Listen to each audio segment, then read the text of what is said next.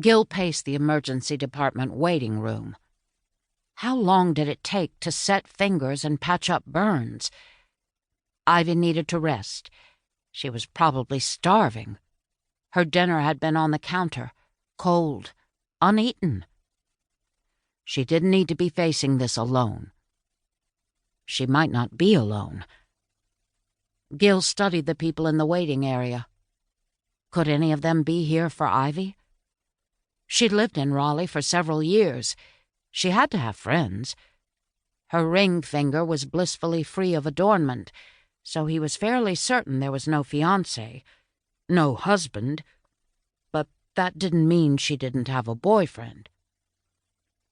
He'd kept up with her career, and he knew the outline of what her life had looked like during the 15 years they'd spent apart.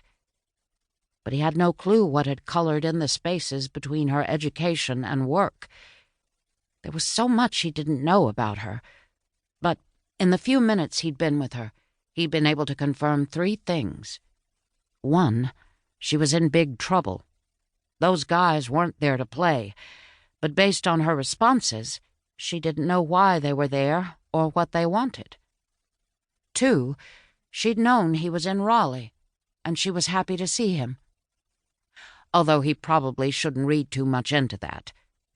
Anyone would be happy to see any federal agent walk in while they were being tortured. But he'd expected her to be more surprised than she'd been. If he was right, then he wasn't the only one who'd been keeping tabs. 3rd, she was still his Ivy. She'd grown up, but the Ivy he'd known was still there. Blonde hair only a few shades darker than when they were kids now fell in loose waves to her shoulders. The same blue eyes he'd looked into thousands of times, the same tiny birthmark at her temple. She was taller than Emily by several inches, probably 5'7" without shoes. Her skin was still fair, and she still fit perfectly in his arms.